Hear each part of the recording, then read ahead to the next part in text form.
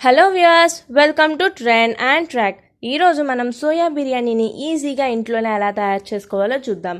So taste మాత్రం అదిరింది friends. So procedure కూడా చాలా ఈజీయే. ఇక ఆలస్యం చేయకుండా దీన్ని ఎలా తయారు చేయాలో చూద్దామా. ముందుగా స్టవ్ ఆన్ చేసి దానిపైన ఒక వెజల్ పెట్టాలి. ఆ వెజల్లో వాటర్ పోసి ఇలా బాగా మరగనివ్వాలి.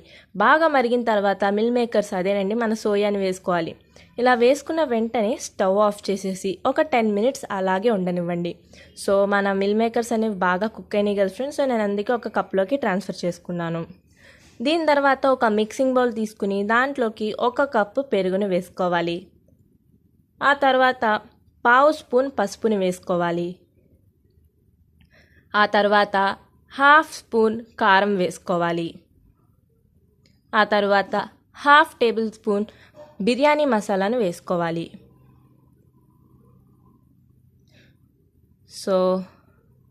అండ్ ఇప్పుడు 1 స్పూన్ జింజర్ గార్లిక్ పేస్ట్ని వేసుకోవాలి. ఆ తర్వాత 1/2 టేబుల్ స్పూన్ సాల్ట్ని వేసుకోవాలి. ఒకసారి దీన్ని మనం బాగా కలుపుకుంటున్నాం ఫ్రెండ్స్. సో జాగ్రత్తగా మొత్తం కలిసేటట్టు బాగా కలుపుకోండి 1-2 సార్లు. సో ఈ విధంగా బాగా కలుపుకోండి. సో దీని తర్వాత మనం ముందుగా ఉడకపెట్టుకున్న సోయా మిల్ మేకర్స్ని వేసుకోవాలి.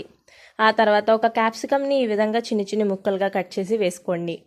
ఆ తర్వాత ఒక క్యారెట్ని ఇలా ముక్కలు చేసుకుని వేసుకోండి. ఆ తర్వాత ఒక చిన్న సైజు ఉల్లిపాయని ఈ విధంగా కట్ చేసి వేసుకోండి. ఆ తర్వాత 1 కప్పు పచ్చి బఠానీలను వేసుకోండి.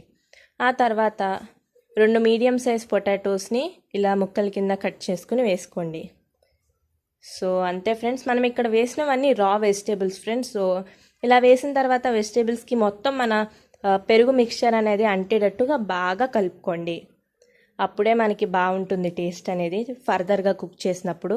సో ఇలా చూసారు కదా ఫ్రెండ్స్. సో నేను బాగా కలిపేసుకున్నాను. సో తర్వాత స్టవ్ ఆన్ చేసి దానిపైన ఒక ప్యాన్ పెట్టుకోవాలి. ఆ పాన్లో 3 టేబుల్ స్పూన్ ఆయిల్ అనేది వేసుకోవాలి.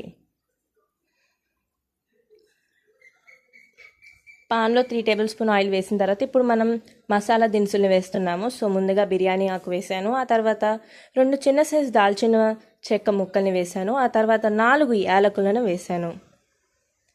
ఆ తర్వాత 4 లవంగాలను వేసుకున్నాను.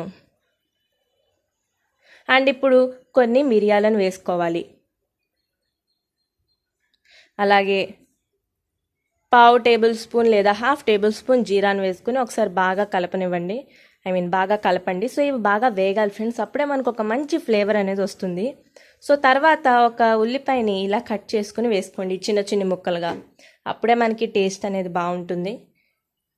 సో ఇది ఇప్పుడు మళ్ళీ 1 టేబుల్ స్పూన్ జింజర్ గార్లిక్ పేస్ట్ని వేసుకుంటున్నాను. ఒకసారి దీన్ని మళ్ళీ బాగా కలుపుకోండి. ఇది బాగా వేగాలి friends. So golden brown colour వచ్చేంత వరకు మనం దీన్ని బాగా వేగనివ్వాలి. చూసారు కదా, మనకి మన గోల్డెన్ బ్రౌన్ కలర్ అనేది వచ్చేసింది. అండ్ ఇప్పుడు నెక్స్ట్ మనం ముందుగా తయారు చేసి పెట్టుకున్నాం కదా ఫ్రెండ్స్, పెరుగు అండ్ రా వెజిటేబుల్స్తో ఒక మిక్స్చర్ని. సో దాన్ని ఇప్పుడు మనం దీంట్లోకి వేసేసుకోవాలి. సో దీంట్లో ఉన్న వెజిటేబుల్స్ అన్నీ రానే, కాకపోతే మిల్ మేకర్స్ని మాత్రమే మనం కుక్ చేసామన్నమాట. సో ఇలా దీని తర్వాత మనం 1.5 కప్ బాస్మతి రైస్ని బాగా శుభ్రంగా కలుపుకుని దీంట్లోకి వేసుకోవాలి. మళ్ళీ చెప్తున్నా, 1.5 కప్ బాస్మతి రైస్ని వేస్తున్నాను. సో దీన్ని కాస్త లెవెల్ చేసుకోండి. సో ఈ విధంగా లెవెల్ చేసుకుంటున్నాను. అండ్ ఇప్పుడు మళ్ళీ కాస్త బిర్యానీ మసాలాని అలా జల్లుతున్నాను. సో తర్వాత 1/2 టేబుల్ స్పూన్ సాల్ట్ని కూడా మళ్ళీ వేసాను నేను. సో ఇప్పుడు కొన్ని కొరియాండర్ లీవ్స్ని సన్నగా తరిగి వేసుకుంటున్నాను. అండ్ నెక్స్ట్ ఏంటంటే, మనం 1.5 కప్ బిర్యానీ రైస్ని బాసుమతి రైస్ని వేసాం కదా.